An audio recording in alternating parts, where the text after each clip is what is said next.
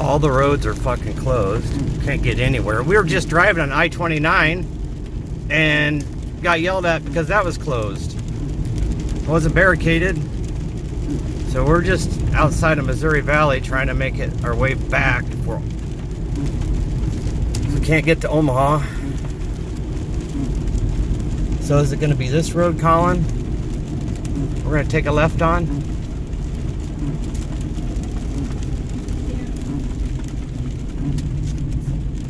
Try this one. But I mean, all these roads they said are going to be impassable. Right here.